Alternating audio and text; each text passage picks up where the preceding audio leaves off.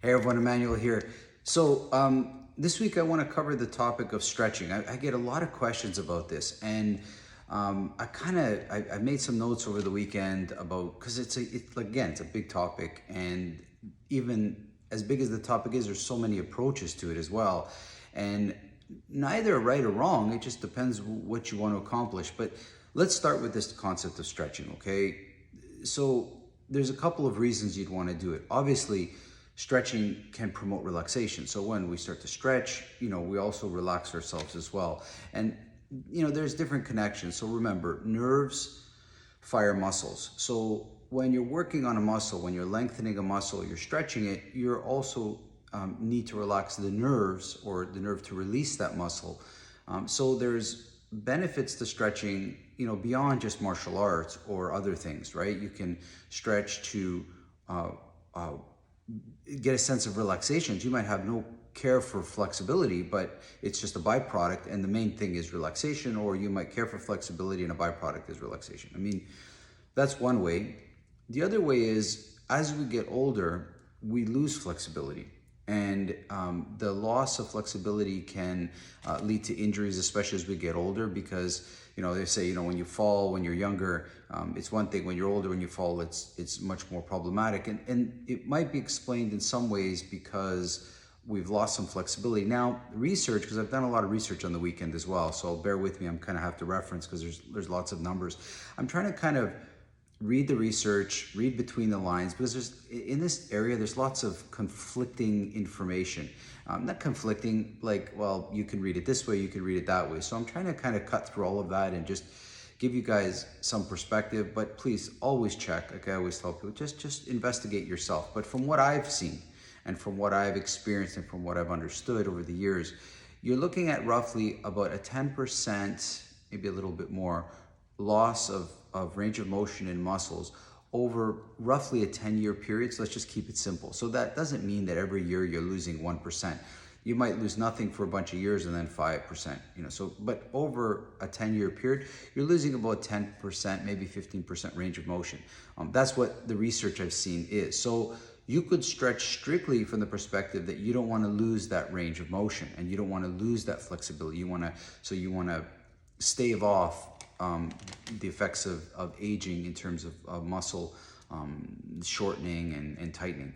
So that's another way, which is a great reason to do it as well, right? So, and then within that frame, you could say to yourself, well, I just want to maintain the flexibility I have, or I want to gain flexibility I have. That's another way, right? So some people want to gain flexibility. Maybe they're martial artists and they want to be more flexible for their art, or who knows, you could be an athlete, sprinters, you name it. Whatever the sport is, there's always going to be a flexibility component to it. Now, that being said, there's probably 4 main ways I know to stretch, okay? Let's start with the first one. They're in no particular order. One is ballistic. Ballistic stretches are, I guess quite simply put, swinging type stretches, right?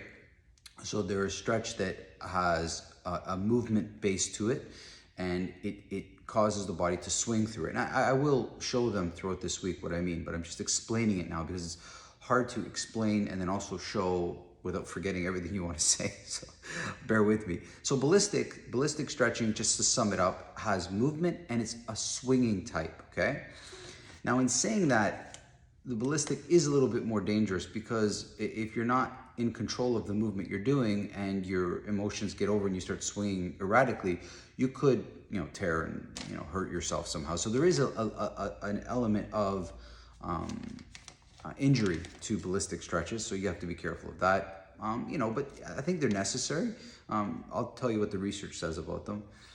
Then there's dynamic flexibility. So there's ballistic flexibility, there's dynamic flexibility. Now, what separates the two is they both have a movement component to them, but the movement, the dynamic, is a lot more controlled. So you're not swinging so much. It's not so much out of control, right? When I'm swinging my arm, I don't think about bringing it back, right? Whereas with dynamic, there's a little bit more movement involved, but a greater sense of control from what, I don't know, you could divide it however you like, but there seems to be a little bit better control. And this is very common way of warming up. So, you know, an athlete would, you know, go through the motions of their sport and through that motion warm themselves up and also stretch themselves as well in a dynamic way, right? So those are the two movement based. There are a few others as well. I don't want to get into all the little ones because it'll just suffocate you. I just want to sum things up and then you guys can decide for yourselves what you'd like. Static stretches. Now, static stretches are maybe the more common things that we see where, you know, you're in a fixed position, so there's not necessarily movement involved. There's not movement involved, actually, not necessarily, there's not movement involved. So it's like, you know, touching your toes or, you know, things like that. Now, within static stretching, there's two areas. There's two realms, active static and passive static. So active is where you're pulling into it. So in other words, I'm reaching for my toes and I'm pulling my toes toward me. So it's very active. I'm actively stretching.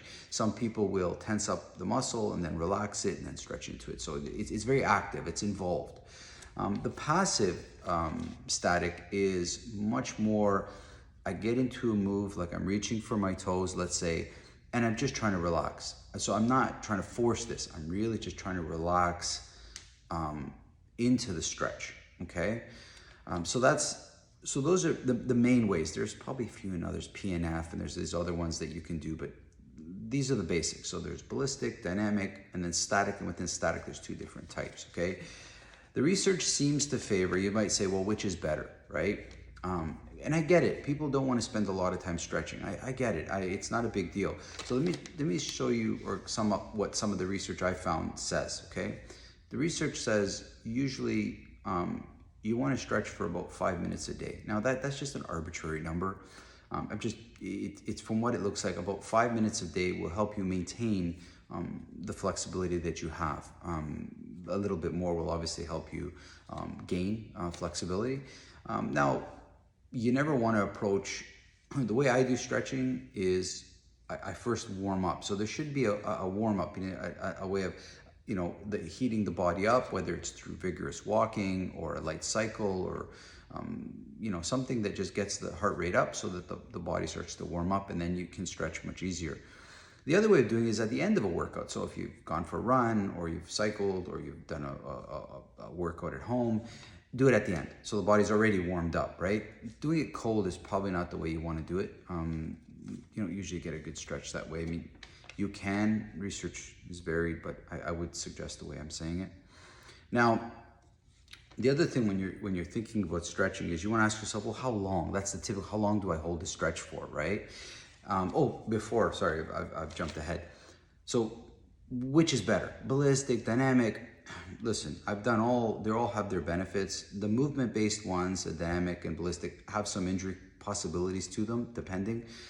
I mean, I don't know how out of control some people get. I don't let myself go that out of control, but nonetheless, the research shows that there's some more injuries that can happen with movement-based stretching.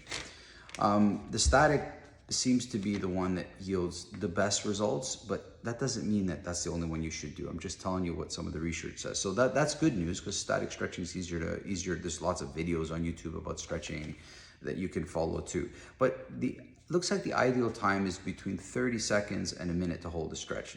I'd lean more towards 30 seconds personally. And so that's one of it. And then I'm just trying to think, and the other, so in 5 minutes, right? So 5 minutes a day and roughly for 30 seconds. That's a good way of looking at it. Now, obviously you should vary your stretching. You don't stretch always the same way, but it's safe to say if you look at your lifestyle and the muscles that are tight on you, paying attention to the ones that are tight is probably a good way. But there's so many stretches for you to explore so many and see which ones benefit you. So 30 seconds, roughly 5 minutes a day. And it should be done almost daily. Like, it's a great practice. Like, personally, I do it just because it feels good. It just relaxes me. Much like I like to take a nice, 10, 15 minute walk and just breathe. I just like because it relaxes me. It's not a burden. So that's the way I approach flexibility. And the other way, so you're looking at 5 minutes, pretty much every day or 5 days a week, whatever you want to call it. And you want to vary, have maybe some different ones, but static ones are probably the ones that are a little safer and can yield really good results as well.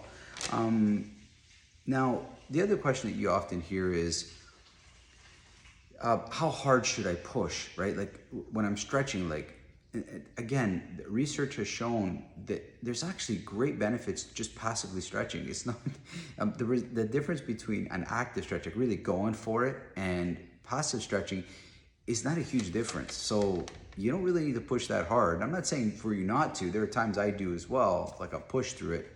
So that's that kind of thing, like how hard do I push? The research shows you don't have to push that hard, right? It's like there's a lot of benefits to just passively stretching, so it doesn't even have to be really difficult for you, right?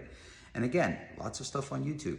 You know, you don't have to, it doesn't have to be super painful. It just has to be done in a relaxed way, and it will improve with time. What else did I find here? There's so many interesting bits of information when I was researching it. There's also, so remember that the nerves fire those muscles. So you want to relax your nerves, so you need to calm down in order to get that stretch too. So it's not necessarily just visualizing a muscle stretching. Try to relax yourself with some breathing and sort of imagery that kind of helps, right? Because that really helps you, right? And there's different intensities. There's mild, medium, and intense stretching. I mean, you can decide which one feels good for you. You can either relax into the stretch, which is what I said, which is kind of, and then you can work through it. Like you can really go for it, right? Like really work through some more intensity. It really is personal, but honestly, just relaxing through the stretch is much more enjoyable. I'd probably start there if you're new to it. So when you're stretching a muscle, understand that when one muscle is being stretched, another one is being relaxed. So if I'm stretching my tricep back here, then my bicep is actually in a relaxed position. And kind of thinking about that will help you understand how you want to build a stretching routine, right? So if I'm stretching out my tricep for 30 seconds, then maybe what I want to do is flip and stretch out my bicep and give my tricep a rest. So you kind of can go back and forth because you want to give adequate rest to the muscles that you just stretched, right? So that's another way of thinking about how the muscles work, because all muscles are broken down into two groups, either pulling or pushing, and then some as well supporting, okay?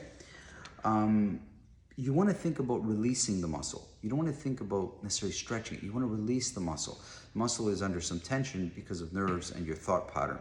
So you want to release that muscle. And good massage therapists will often tell you when they're massaging somebody, they're not so much getting the tension out as they're putting a person in a place to allow themselves to let go of the tension they have. It's not the massage therapist pushing it out. It's the massage therapist helping that person reach a state of relaxation where they release the tension that they're holding. That's a really deep way of looking at it, and it will yield great results. In many ways, hold on here, just looking through here. Okay, so a good way of looking at stretching, and the way I try to share it with my students, especially through the martial arts and through life, stretching does require a little bit of pain. There, there's going to be a little bit of discomfort.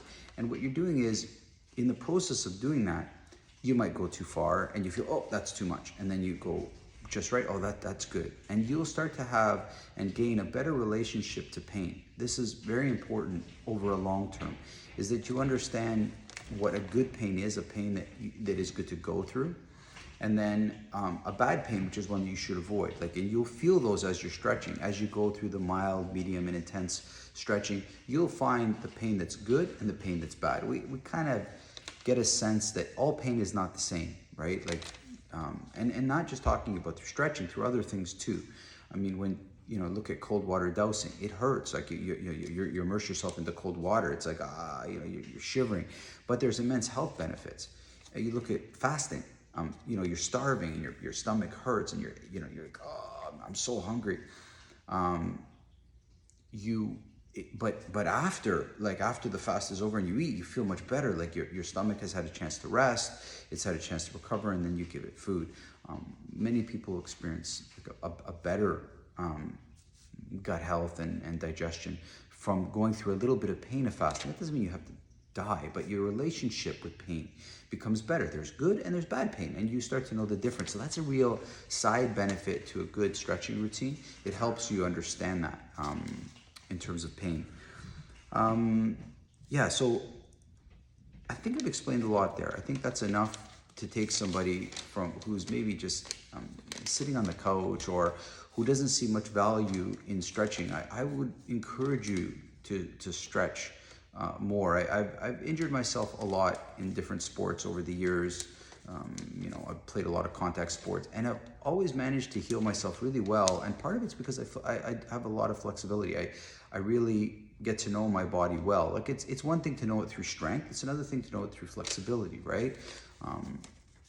We need both. It builds great body awareness, and because of that, we can do whatever we want with body awareness. We can live a good life. We can heal ourselves. So I would encourage all of you to look at stretching a little bit different, a little bit deeper. There's many side benefits to good stretching routine. It's not just for the sake of being flexible, it's for other health benefits that are offshoots of flexibility. Now, this week I'll cover it in maybe some shorter clips, kind of explaining or kind of demonstrating the different types. And again, it's 5 minutes. It's really not a lot. If if you're already an active person, just add that at the end of your workout.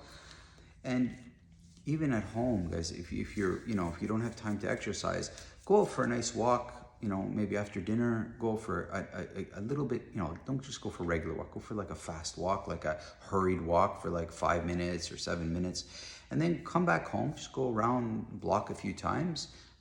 Look like you're hurry. Your heart rate will elevate, and then come inside and just stretch for 5 minutes. The benefits are immense. That's all you need. It's just 5 minutes, and you can pick out 5 of your favorite stretches, hold them for 30 seconds each, or 6 of them for 30 seconds each, and then next day try a different group. Have like 12 or 20 stretches that you've picked off of YouTube that you can practice, and do it for the mental, do it for the physical, do it for all kinds of reasons to relax you. And life is kind of stressful and sedimentary, so we need to kind of maybe stave off that 10% that we're losing over 10 years. All right. More examples coming this week in little clips, so it doesn't just being respectful of your time, and hopefully you can start to build it into a regular routine. Okay, take care, everybody.